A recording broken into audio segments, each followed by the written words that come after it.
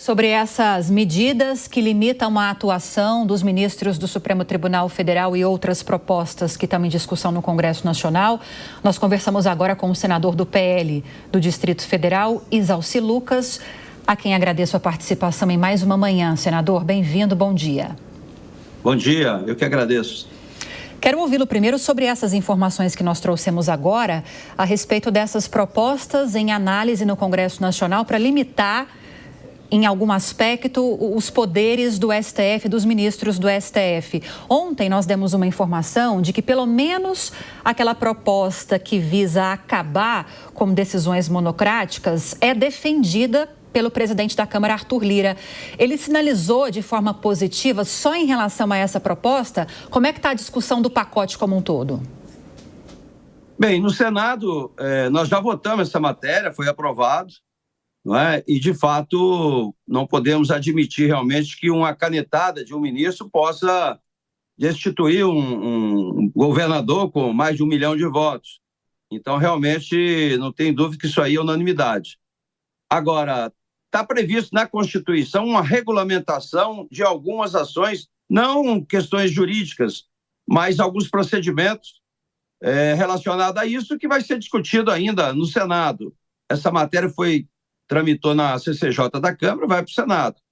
A questão das drogas também, a gente aprovou, não é, no Senado, agora estamos aguardando na Câmara a aprovação, mas, de fato, a gente precisa equilibrar um pouco mais os poderes. Eu acho que o Supremo está exagerando muito e interferindo muito nas ações do Legislativo.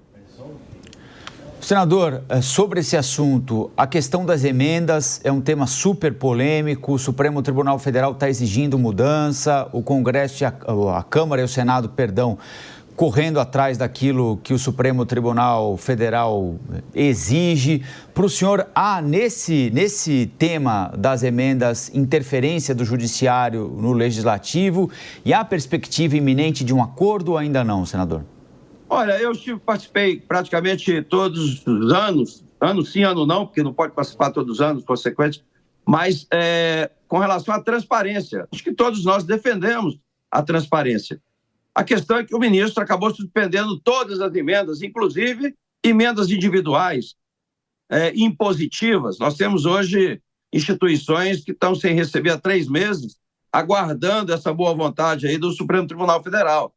Então, o que está sendo questionado, que ele fala, é a emenda PIX e a questão das emendas de relator, emendas de comissão, mas acabou suspendendo geral, que é muito bom para o Executivo, porque ele deixa de executar uma série de recursos, mas que acaba comprometendo. Eu acho que deve chegar a um acordo agora.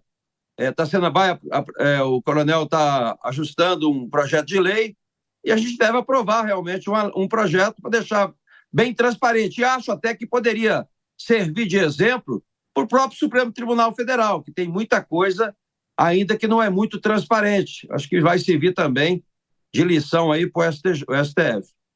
Vilela.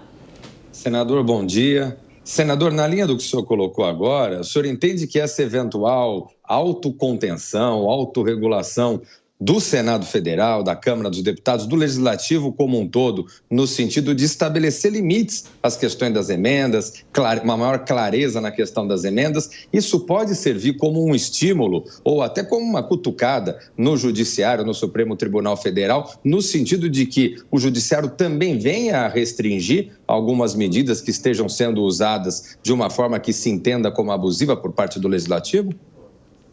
Sim, uma das coisas que será debatida também no Senado, já foi debatida agora na CCJ, são exatamente algumas leis que são aprovadas na Câmara, no Senado, e muitas vezes são declaradas inconstitucionais, não é? Sem uma fundamentação muito apropriada. Isso é que nós temos que debater, porque não dá para o Supremo começar agora a trabalhar questões sociais, questão política pública, né? Eu tive o privilégio de ser juiz da segunda instância Eu aprendi o seguinte: juiz fala no processo, ministro fala no processo. O que a gente vê hoje abre uma porta de geladeira, todo mundo quer dar entrevista, antecipando as decisões, fazendo comentários, né? Julgando casos, inclusive, de pessoas ligadas, inclusive, familiares, amigos, filhos, parentes. Então, a gente precisa dar uma ajustada, aproveitar esse momento e fazer uma coisa muito transparente para a população, seja do Legislativo, seja do Executivo, seja do Judiciário.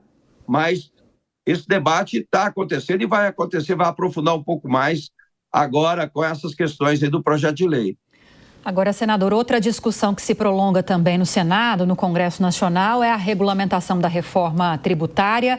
Nós mostramos agora há pouco uma reportagem em que o relator da proposta, o senador Eduardo Braga, apresenta um plano de trabalho com uma perspectiva de que a discussão seja concluída ainda em 2024. Essa é a visão do senhor? Há consenso já naqueles pontos mais sensíveis da regulamentação? Bem, veja bem, nós aproveitamos a emenda constitucional, ela foi direto para a CCJ, o senador Eduardo Braga foi o relator, porque era emenda constitucional. Esse projeto foi para o Senado com o prazo de urgência, mas foi retirada a urgência. Então, não tem lógica a reforma tributária não passar oficialmente pela CAI. Regimentalmente, o artigo 99 do regimento é muito claro. Matéria econômica, financeira, fiscal, é CAI, Comissão de Assuntos Econômicos. E aí está indo direto para a CCJ, que eu acho um absurdo. Eu apresentei um requerimento na terça-feira, na próxima sessão presencial, eu vou colocar em votação para que essa matéria vá primeiro para a CAI. Eu tive a oportunidade de coordenar o grupo de trabalho na CAI informalmente e nós fizemos 21 audiências públicas, ouvindo aí mais de 200 segmentos, que foram, em média, 12, 13 segmentos por audiência. Na quinta-feira, atendi centenas também de segmentos e tem muito ajuste para ser feito. Eu vou apresentar o relatório na terça-feira de manhã, na CAI, né, com a proposta de várias emendas, porque, como a CAI não tem relatoria, a gente não pode acatar nada. A gente simplesmente vai sugerir ao relator os pontos necessários para a mudança. E tem muita mudança para fazer, né? Então, se a gente não fizer um debate muito claro com relação a isso, a gente acaba aprovando um projeto de lei que é super importante para o país, que vai afetar o bolso de todo mundo, sem uma discussão. Então, vamos trabalhar. Agora, ninguém quer postergar, não. Queremos ajustar para entregar um texto viável. E você vai ver que são muitos ajustes que precisam ser necessários, que talvez o governo não tenha trabalhado isso de uma forma no mundo real, porque essa proposta é uma proposta acadêmica, muito teórica, mas que as pessoas que fizeram muitas vezes não conhecem o mundo real lá na ponta, como é que funciona. Por isso que nós trouxemos os contadores, e é inviável implantar o split payment, que é a alma do projeto, nesse prazo que está no projeto. É inviável. Nenhuma empresa vai conseguir implementar a sua contabilidade, a parte fiscal. O governo nem tem ainda o sistema. Então, tem vários ajustes que tem que ser feitos, coisas absurdas, como a construção civil, como a questão dos deficientes. Não é? Para você ter ideia, no projeto, o carro do deficiente de isenção foi para 70 mil. Não tem nenhum carro no Brasil que cabe uma cadeira de roda de 70 mil reais. Se a pessoa tiver uma perna esquerda amputada, ela não tem incentivo fiscal. Se ela tiver a perna direita amputada, ela tem. Então, são coisas assim absurdas. Nós temos questões do Simples, que vai comprometer o Simples.